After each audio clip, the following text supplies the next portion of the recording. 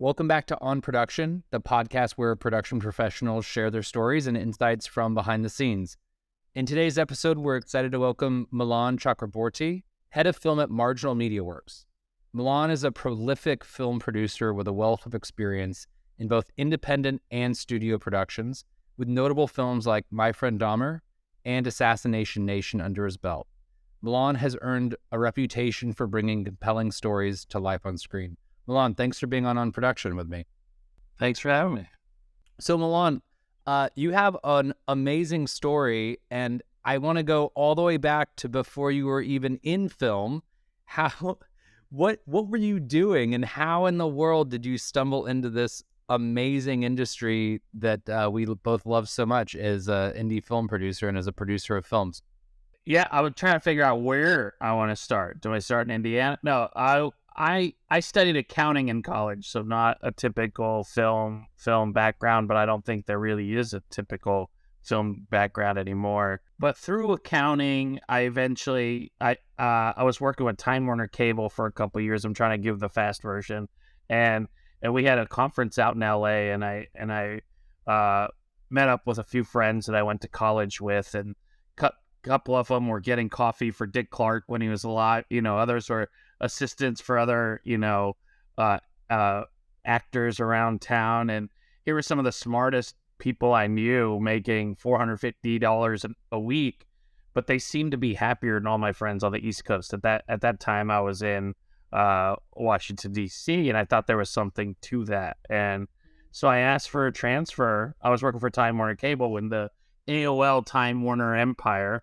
It's hard to keep track of all the company names nowadays, but asked for a transfer out to the LA office, and they approved it. And a few weeks later, Time Warner obviously owns Warner Brothers at that time, Warner Brothers New Line and HBO, and they approved it. And I think like 3 weeks later, I was on my first film set, which was Batman Begins in London, and followed by like Superman Returns in Australia, V for Vendetta in Germany, shows like Entourage and One Tree Hill. And a couple years in, because I never really thought, there's something I could do. I was just an accountant and auditor checking up on the numbers and studio policies, and the producer role became very interesting to me because it was obviously business, but there was a whole creative element, and I was like, well, maybe I could do that. And the more I got to know them, and something about being 29 years old, now I think back to those days and I was just a kid, but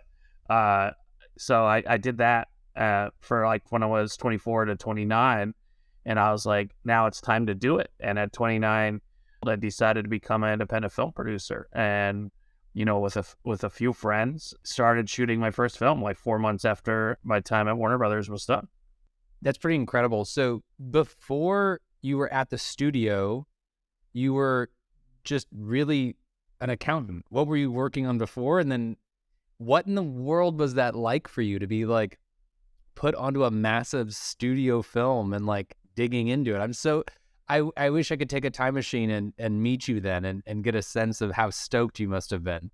Of course, it's a little nerve-wracking. We're auditors, so we're not quite accountants. Yes, I had a CPA, but we're checking up on the accountants and the producers. Are there numbers that they're sending back to the studios right? Why was I traveling all around the world? Well, remember at that time, like the U.S. hadn't really opened up tax credits. Now I think like you deal with it even more than me, but I think 30 plus states have tax credits. It wasn't until Dukes of Hazzard that I came back to Baton Rouge, which, met you in Baton Rouge. That was my first time there since 2005. But, being there, I still didn't think I could be a part of it. I joke I'm an Indian from Indiana, and we don't even dare to dream we could be in the film industry, because what would we do, And so, of course, it was nerve-wracking, and I remember, like, seeing some big expenses for, like, food, and all the catering stuff, and, like, I asked a question, and somebody looked at me, one of the producers looked at me, and he was like, how many film sets have you been on? And I was like, crap, I've been found out this fast on my first film set. I was like, this is my first one. He was like, always feed your people well. And, at that time, remember, the pound was double the US dollar. But that advice that I got on Batman, I took to little films that I was making for less than the cost of like one day, of their craft services on the films. But that advice is universal. Always feed your crew well and be conscious of, treating them well and them feeling energized, because they'll cost you a lot more money if they're not happy. So it was, especially the Batman and Superman and Dukes of Hazzard, I grew up watching those, and to feel like I was a small part somehow, that's really that addictive, where you kind of catch the bug, right? But at the end of the day, my job was to observe and report, right? So see my findings, report it back to the studio. So it doesn't matter if you're auditing, chicken coops or films, like, yeah, and that a lot of it, that's how I kind of felt. Like, I was like, wait, I felt like I was observing other people living out their dreams. So what would it be like if I kind of switch sides? And it took me a while to kind of gain that confidence to make that move. Well, I'm so glad that you did, because the work that you make is awesome. And we're going to touch on some of your future projects, as well as, some things you did in your past as you kind of kicked off your career. But before like digging into the projects themselves, I'm really curious, Milan, when you decided to make that jump and really kind of take the plunge in working on your own projects, I'm curious, in those early days, what were the key challenges that you faced and how did you overcome them? One of the key challenges will always be, finding the money. I was used to making these being a part of these $100 million, $200 million films. And I remember, like, the first project I tried to get off the ground was $7 million. When you're used to 200 million, you assume, like, what's the point of having friends if they can't put in 7 million, right? Like, and I realized really quickly it was a very different game. So obviously fundraising, but that goes throughout. One of the biggest challenges, especially for me being a former CPA, I felt like people valued me only for my financial understandings. And so I'd have a creative note and people be like, go back to the numbers, and then I'd find when we get to the edit, my note was still legit. So discovering my creative voice that I could fit in with I think it really does take a village. And I lean on PAs that went to film school, because they've spent a lot on their education. There's no one you can't learn from on a film set, and so on my first 4 films, I was producer, line producer, production accountant. And so one of my big, fears and knowledge seeking was, well, this is how I'm going to learn. But I learned it the hard way. And a lot of times when I'm doing panels and different things like that, I'm like, I learned it the hard way so you don't have to, right? So it's just like if everybody learns it the hard way, that's a very inefficient process. But for me, it was the best way for me to learn. And, I feel like when I first started, I was often penny wise, pound foolish. No matter what, save a dollar.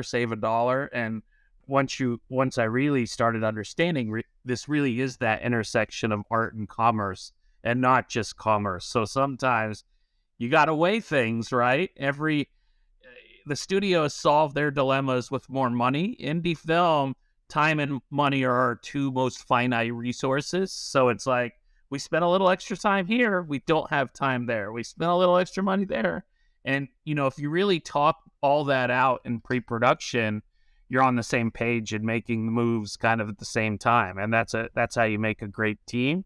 So what I thought was my biggest weakness, coming in, because I'm just an accountant and just a this and just after a couple films, I really realized, like, well, I should lean into that as my strength. And it's like, if someone on your team doesn't care about the boring stuff, you don't have a complete team. And it's just like, I'll never be the biggest creative genius on a set, but that's okay. That's why we have a team. And I can help that person hopefully achieve their vision. And I feel like that's the role of a producer. Hey man, I do onboarding, payroll, and accounting, so I totally get you.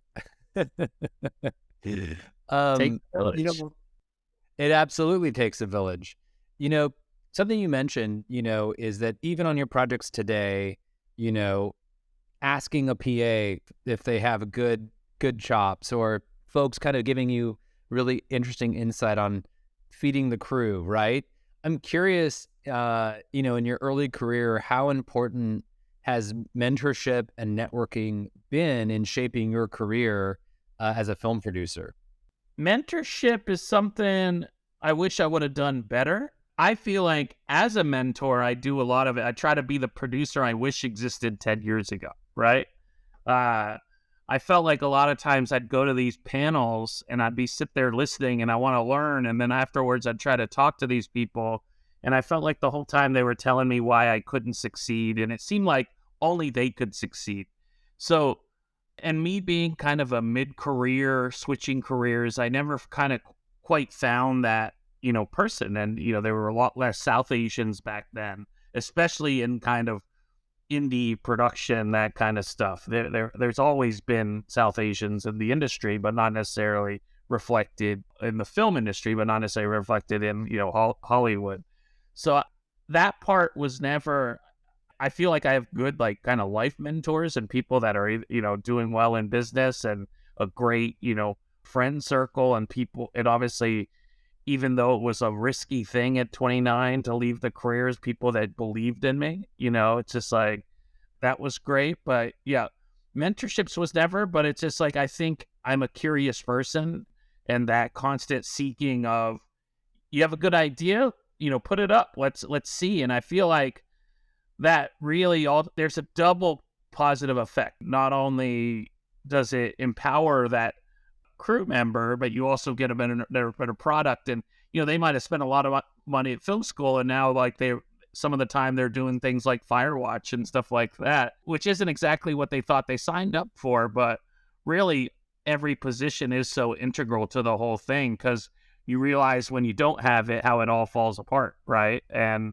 so on the flip side, I've tried to be a decent mentor and make time for people, go to a lot of film festivals, not just the big ones, but the regional ones, because the big ones are exclusive in their own right. So I think it's important for that person to think, hey, you can do it wherever you are, especially nowadays with cameras and all the equipment everywhere. You can go, to your local Walmart. Going to those regional fests, for me, it's like a great opportunity just to talk to people outside of our typical bubbles. Milan, I'm curious to that point on mentorship. You mentioned all of the regional film fests. Which ones are your favorites? I'm just curious. Oh, that's so hard. Like, a lot of it has to do with the person that runs it up. Runs them, the head of festivals. The regional festivals, I think, are kind of that unsung, like, lifeblood of indie film. A lot of times, indie film can be such a lonely endeavor. To be able to get into a festival and they're curating an audience that a filmmaker is now seeing people watching their film, I think that gives them just enough inspiration to try it again, So I always have a special love for Dallas Film Festival. James Faust does an incredible job, but he also was the first person ever to let one of my films, my very first film premiered there in 2009, when it was AFI Dallas. I've world premiered 2 films there, Tall Grass, because of Melanie Addington. She was at Oxford, and I just went to Cleveland for the first time, which was a very well run fest. There's so many, and then there's like even some. I love like the niche, whether it's a LGBTQ or a horror fest. I live in Chattanooga now. Chattanooga Film Festival is a cool space where a lot of people have their guard down than versus when they go to a bigger fester and they're in a bigger town, and you get to really know. It's kind of, that's how I grade a lot of them. It's like who shows up, and I'm excited to go. I'm a juror at Milwaukee this weekend, and there's also what I think is one of the purest film festivals in your state of Louisiana, is the Louisiana Film Prize, which is all shorts.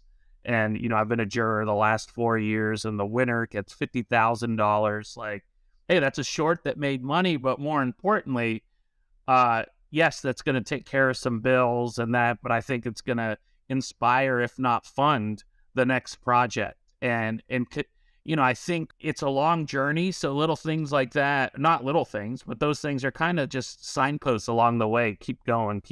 And I think we need that. We need that little validation every once in a while, because, to make sure we're on on the right side of that fine line between ambition and delusion. That is awesome. Well, thank you. Hopefully you have the chance to see what some of those, or some of our listeners have a chance to make it out. I want to pivot a little bit to talking about some of the nuts and bolts, blocking and tackling of producing independent features. And along these lines, I want to kind of explore what you've been really working on as head of film at Marginal Media. But before we do, can you just kind of run us through some of the projects that led you to Marginal Media and what you do as head of film at Marginal and what you're really excited about in this role, and some of the products you all have coming up, or things that you've been, amazed by in the process? Yeah, well, some of it goes back to what I was saying.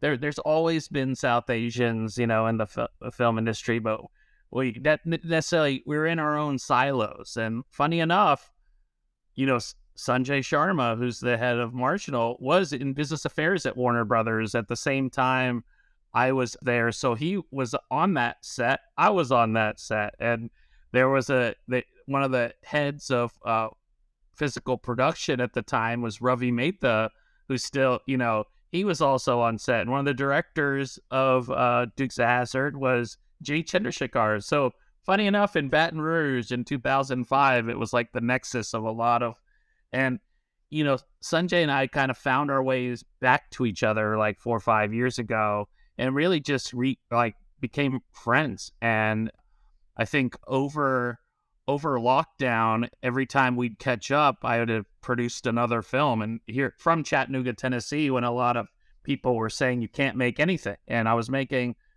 I rebranded a lot of stuff I'd been calling micro budget to COVID friendly. One location, limited characters, takes place over the course of a day, so we could shoot them in less than a week, because safety is never negotiable. And at that time, I just didn't feel like we could feel comfortable that we're keeping people safe. We went through all the COVID protocols, and we could keep people safe if there was a weekend in between, right? Because everyone's gone. So it's like, if we can keep things controlled. And after a bunch of conversations, he was like, what would it look like if you came in-house? And at that point, I'd been an independent film producer for 13 years, since I was 29 years old. And, with Sanjay, he's such an inspirational person, not just the fact that he's also South Asian, but, we had a lot of commonalities. He's from Baton Rouge, I'm from Indiana, and, and the Warner Brothers thing, he's a former lawyer, I'm a former accountant. And I really felt like in a partnership, we go farther together. And the thing is, what the kinds of films I was making before was, remember, because of my background, it's like, okay, I think this can give good value to a potential investor, right? Like it wasn't necessarily what I was trying to make, but what I could get made. It's a lot more, transactional when you're pure indie. It's like, because every film that I help get made, that helps a filmmaker make their film, right? So my role might be different. But he had such an amazing mandate, which I've believed in since I started. Yes, he wanted to tell stories of underrepresented stories and storytellers, but what he wanted to focus on is commercial stories. So what's the horror? What's the romantic comedy? What's the sci-fi, instead of traditionally, and these are important films, the trauma drama films and the stories of exceptionalism. Those are important films. Glad people are making it, but we need to expand the pipeline to show, joy, to show fear, to show people just living instead of the best or first person living, and how cool would it be that, like, now my mandate aligns with kind of my mission in life, is not only, getting stories told, but helping people that typically haven't had an opportunity to tell those stories.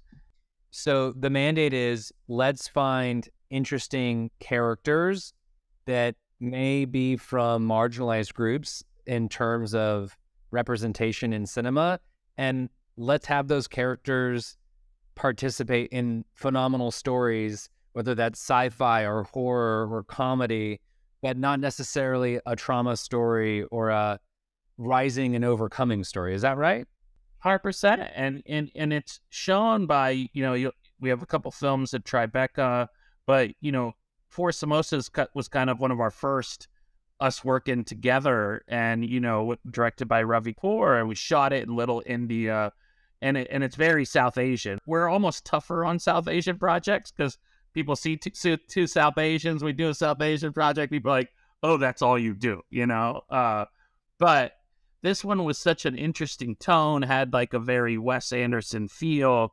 And I like to joke that it's a story about the South Asians that would never win a spelling bee, but they deserve a film too. It's a comedy. It's like, we got to be a part of this. And it felt special. And we're trying to tell those stories in a lot of different groups, whether it's comedy or horror. But we're hoping our track record, lines up with our mandate. And of course, there's some projects that are either great opportunities or just incredible stories that that might not be 100% that mandate, but it's just like, we need to be a part of this. We need to help this story get told because we think it's that important. We wish we would have seen this film 10 years ago, 20 years ago, 30 years ago. Totally. But the opportunity is to make it now, which is great. To that point, Milan, can you discuss kind of your approach, maybe Marginal's approach, in selecting and developing projects? Like, I think we understand the mandate, but in terms of the actual process of getting your hands around an opportunity that you really want to pursue, what is the process of that happening? It starts with the filmmaker, and the story, right? Just our general mission of a producer is helping a storyteller, a director get their vision across.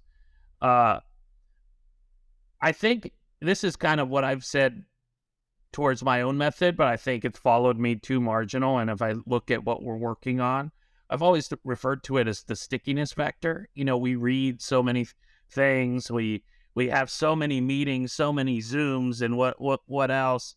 But what's cool is 2 months later, 3 months later, just randomly someone will ask you, what are you excited about?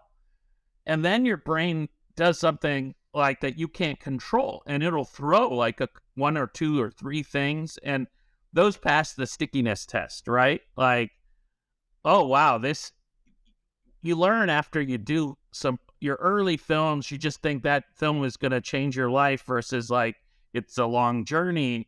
And these things follow us for a long time.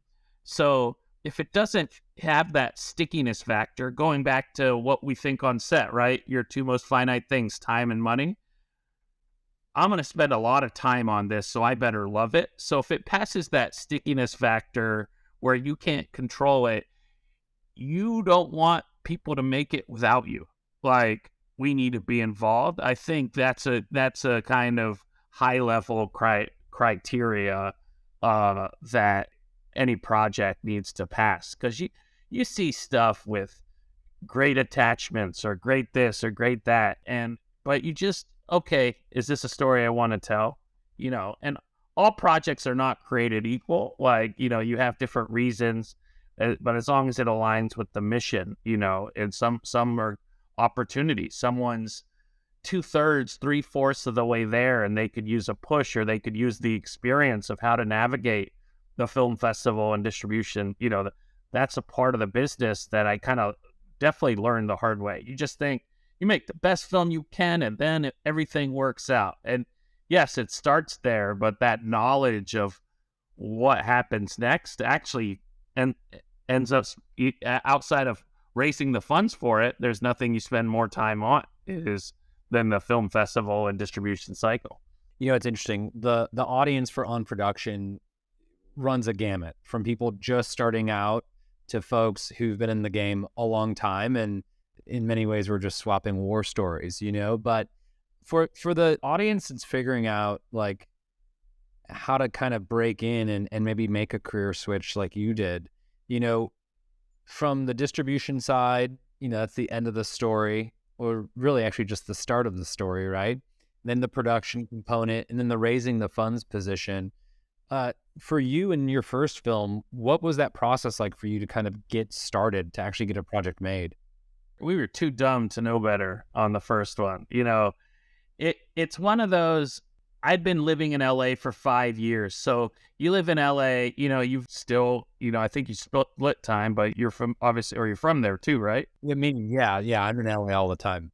You meet a lot of talkers, whether it's my background of being, from the business world or just me in general. It's just like, talk all you want, like get it done. Right. So, doing that first one, a couple years before, I was reading stuff, taking some meetings on weekends and at nights and stuff like that. But nothing was getting done, and it was kind of like leading up. I knew it was about time. I asked a few friends, let's find a script and do it.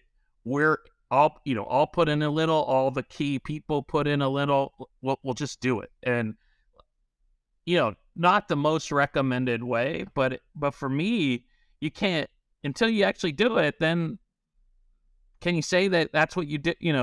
That's what you do. And I know that's an arguable thing, and I think we shouldn't just be defined by that. But for me, I was like, I can't, on airplanes and stuff. And after I left, I was like, I can't say I'm a producer until I've made something. And it was just sheer kind of will and pushing it over. Like, we won't be stopped. And maybe we should have been stopped a few times to think about a few things. But once you get it done, it's like, then you kind of have all this, oh, this is how it works. This is how this system works. This is how this process works. And so you take that and you take that into your next film. But, I often say it's like the hardest film to make is your second film, because most people wipe out their closest connections on their first one.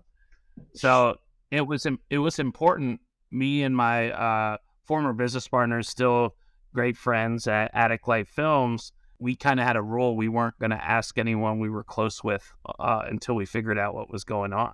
And a stranger has every reason to say no to you. They should and probably will say no to you. But, to kind of preserve those close friendships. And then what's amazing is once we started putting up some, success at a film at Sundance and that kind of stuff, then all of a sudden you have some calls that are incoming, But luckily, thank goodness for, those amazing people that took those shots early on. But it's a lot of trust that you're taking on. It's our fiduciary responsibility. And it's like, I think understanding that just because you can raise money doesn't mean you should. Like, I tell people this all the time. They're like, oh, I can get it from my uncle, and it's just like, well, if that person gets it and doesn't have that proper fiduciary responsibility, and that high net worth individual, the next time a filmmaker with a great business plan, maybe a great script, comes to them, they're going to say, well, I think film is a horrible investment. It's like, no, your nephew's a horrible investment.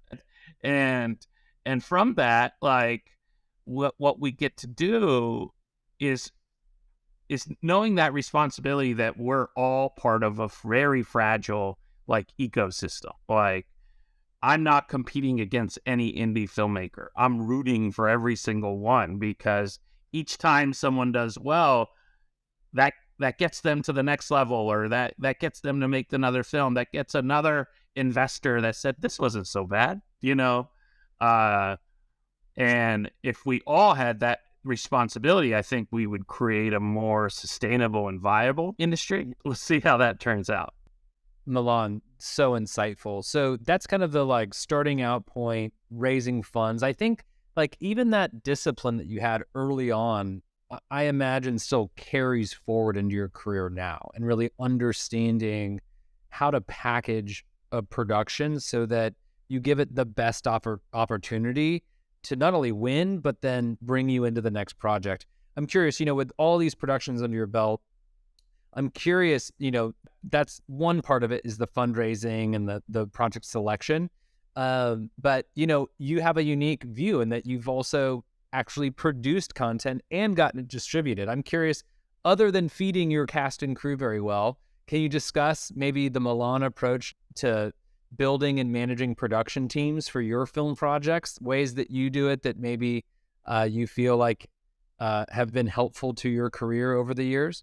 It's interesting because, like, gaffers and sound people and PAs and so many other people, actors, they all get access to so many people's sets, right? And most producers, we mostly just go on our own sets. So we don't know how another person has done it. So obviously one was just talking to people and really making people feel part of the team and empowered, because especially, most of my films have been sub $1 million. So we're probably not paying, obviously there's some exceptions to that rule, but we're probably not paying people that much. So they should feel respected and empowered. And, I don't need union rules to tell me I don't believe in anyone having to work more than 12 hours. I just think not only for safety, but just diminishing returns and respecting people's lives. That was a rule right from the beginning, before I even knew what union rules were, and I think that kind of toned at the top mentality, which is a very much a corporate phrase. So I guess it's like, I'm not a producer that sits in Video Village. You need a producer that sits in Video Village, but you don't need 5 producers sitting and producing it. If I see trash, I pick it up. It's a kind of everybody's a PA mentality. There's nothing that I think I'm above or do that.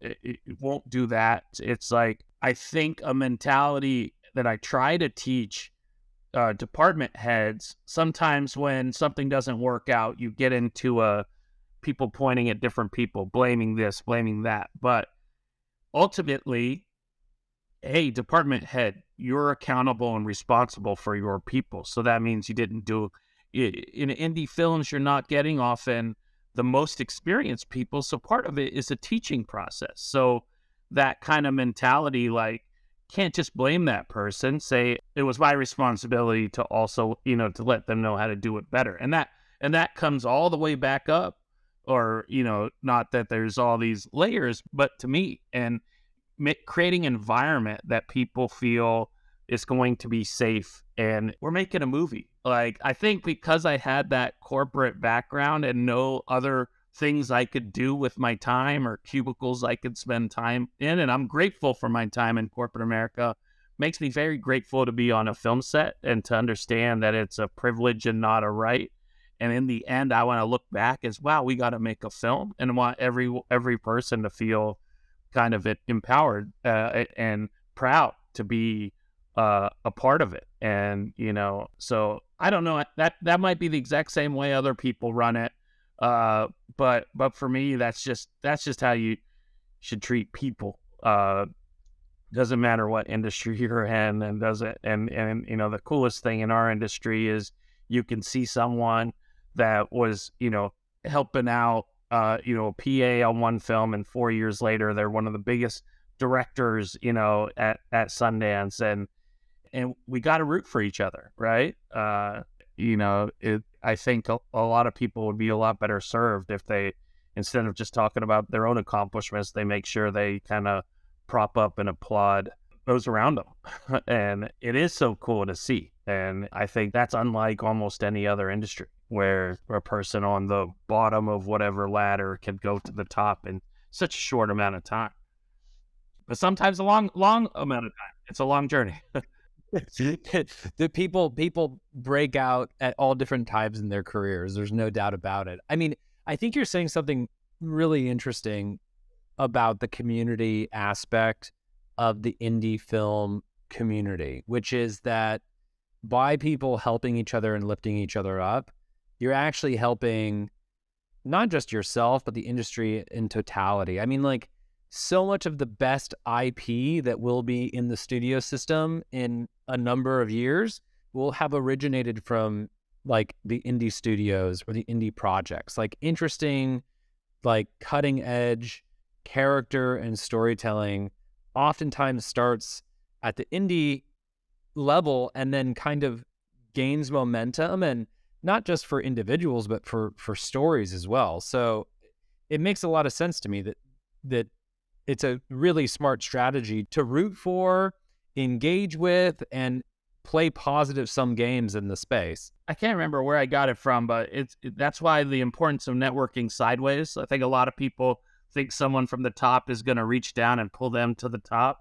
But like the reality of as time moves on, go back to 2013, my first Sundance. Well, there was a guy named Ryan Coogler that had his first feature. There was a guy named Jordan Vogt Roberts that had his first feature, went on to do the Kong movie. There was a short called Whiplash by this, Damien Chazelle. You had Joey Soloway had a movie there. That's just 10 years ago. And you have some of those names are the biggest in our industry today.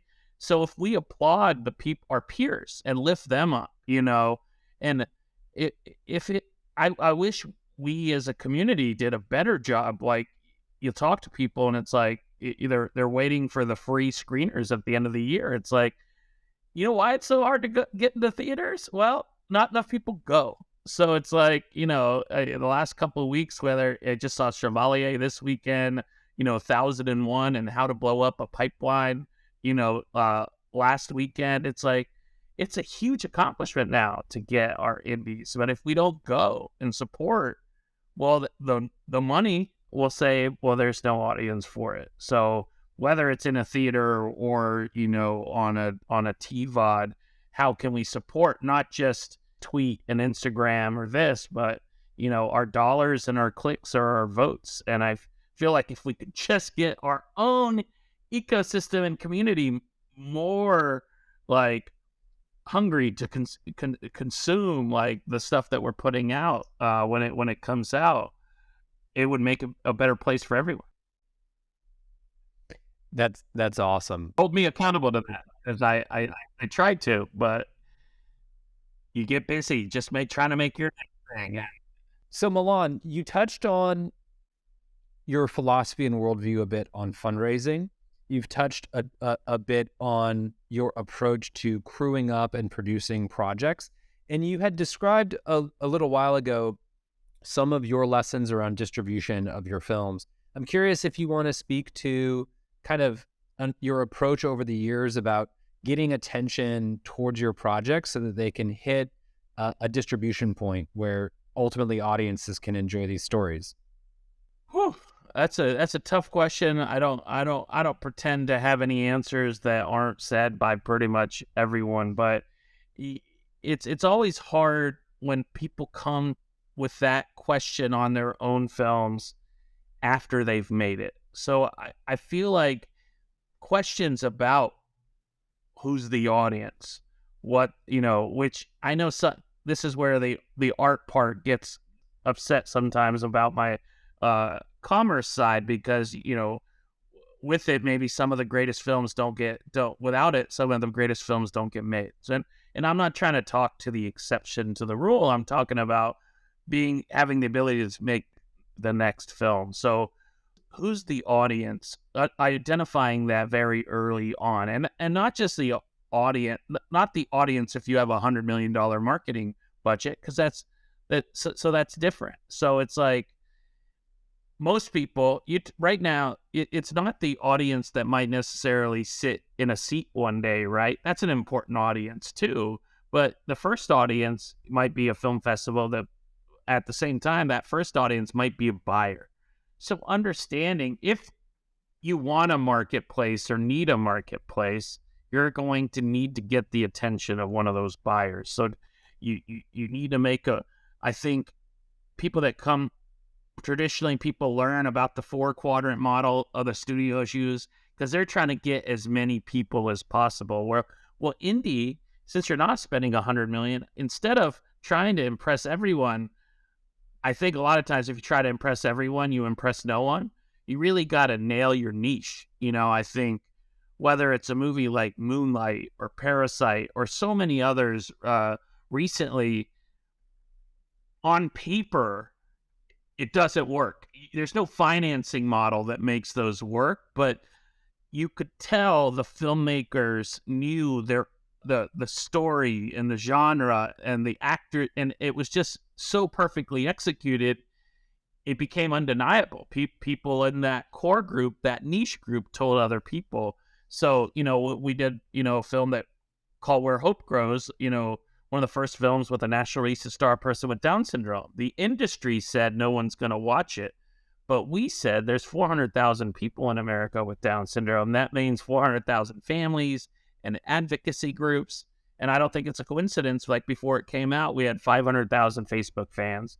It did 1.2 million in the box office through roadside attractions, premiered at Dallas Film Festival, won the audience award at Heartland.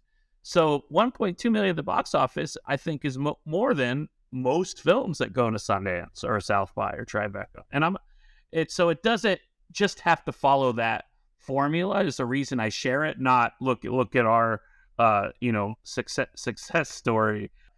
But it's really knowing who we're making it for before we start. And a lot of people either straddle the fence, because that's what they've learned to make to get the most people to watch the film. But in having that vision early on, instead of wondering how to do it once the film is done. So I probably use the phrase too much, but reverse engineering to that. And I'm not saying that means filmmaking should be formulaic. That's the last. If you look at most of my films, by the numbers, if you do it versus what's the international value of these people, they don't work. So at some point, like, you got your gut instinct. The films that have those formulas, obviously they work and they're a good business model for certain people. But I didn't want to just turn filmmaking into an algorithm, because if I wanted to do that, there's easier ways to make money, in the world if you're all data and algorithm based, Absolutely. Incredibly insightful, Milan. Something I want to pivot towards in asking you is about technology. So for me, I'm a technologist. I think constantly about how to use technology to deliver, seamless experiences for our users, which is filmmakers, cast and crew members, agents, people engaged in the process of filmmaking, right, in the back office. But technology has transformed the industry over the last couple of years, and arguably the industry is a technology industry, right? Like, cinema from the very earliest days, was invented by technologists, and then, mechanisms for delivery and all of it. It's a fascinating industry that's really colliding with, like, my world, which is like consumer technology. I'm curious, from your view, from the start of your career to where we are today, how are you thinking about technology? I'm curious how it's impacted independent filmmaking, and I'm curious how you're engaging with technology today with the development of your films. Look, like you said, like, technology from the beginning, it's been a part of our industry.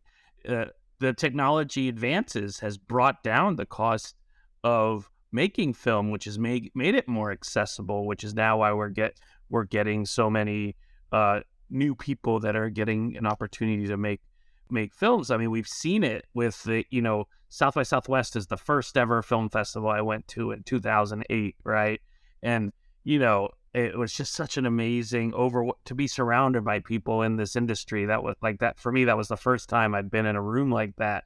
And then to see in like 2011 or 2012, Twitter, Foursquare, Uber, like all these companies launched at South by, and you saw this shift into the technology side getting bigger and bigger. And I know a lot of people looked at that, and it's just like, looked at it like a different industry, when I think it's very synergistic and we need each other. Where technology ends and film begins, I think, that's seamless. Look, eventually the person that was driving the horse buggy said, oh, the car is better, right? Like, we can hold on to some of these things, but why not? Sometimes it's embracing the future to make things easier. And I think the natural progression, whether it's our phones and email systems and Zoom, right? That's the simple one. But the natural progression, as people are talking about the future, everybody's talking about AI, right? And I see so many people get bogged down as like AI as a replacement mechanism. And I think that's where hopefully it's just making our jobs and lives easier and spending less time on certain things. In the end, this still is a people business, right? Like, we need to massage a lot of different, personalities and make this, village operate. But, I take it back to the time grew up playing chess, and remember there was that time where, like, Russian grandmaster taking on, the IBM computer, and the grandmaster won. So it's like man versus machine, the man won. And then chess took a big hit when finally Watson, the machine, beat the grandmaster, right? Because that meant at any given time there was a perfect move because it was going through every iteration. And then I feel like chess became more a memorization game than at one player playing the other. But what eventually happened is a grandmaster with a computer could beat a computer. And I feel like that's how we can use AI. It can help us get through some of the stuff so we can focus on the creative and the conscious elements. A friend sent me this funny little meme. It's like, until a machine can drink, it can't replace me, uh, uh, so, so it's just like every other piece of technology we've met along the way, finding out how it can be, friend, not foe, and hopefully make our lives easier. And we're spending less time on the stuff that we could have. And going back, that's been a theme, I guess, throughout this whole conversation, right? Time and money being finite. So if this AI stuff can take some time into some of the mundane tasks, we can focus more on the creatives and stuff like that. But, I recently read a book called 4,000 Weeks, and it's about time management. And one of its big warnings are each time we say, oh, it's making us more efficient, we actually fill it with more and more work. Inbox zero, guess what that means? You're getting all those emails back.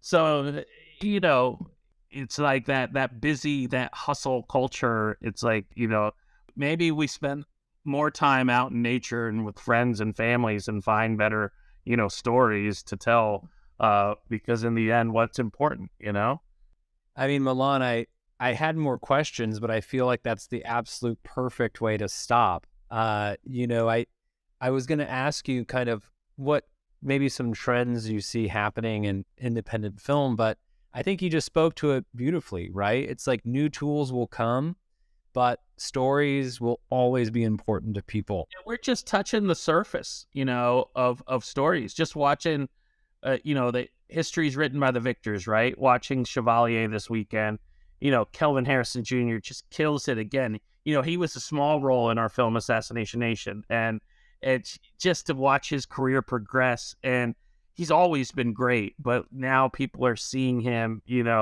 and he's just getting started. But the story of Chevalier, this amazing Black violinist, composer, artist, poet, son of a slave owner that, raped the mother and then dropped off at a school in Paris, right? The reason we're only hearing that story is because literally Napoleon was like, get rid of that stuff, and so we haven't even scratched the surface of the stories that have and need to be told that are just incredible. Not just, not just about people, events, and just lives and lifestyles, and you're seeing some of the best movies come out and people are cool with subtitles, right? Like we're just getting, started. You see sometimes a little bit of like, it seems like the same old stuff, and we're barely scratching the surface of the stories that, we're global now. Like you can tune in to stuff going on around the world, and I think,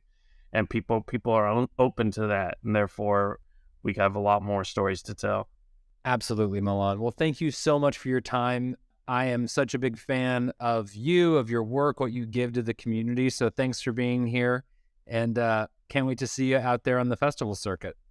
This is only like my third or fourth podcast. I've always said no, and finally in the last year and a half, I still feel so awkward about all this stuff and just talking at people. So Yeah. hope I didn't say anything too bad or long winded, but creating thanks for creating a forum like this, because I really appreciate being able to go out and, like I said, we don't get to be on other people's sets that sometimes. So, hearing how other people do it for me is very, very helpful. And people like you that are creating forums for people to share, it's another important part of the ecosystem. So thank you.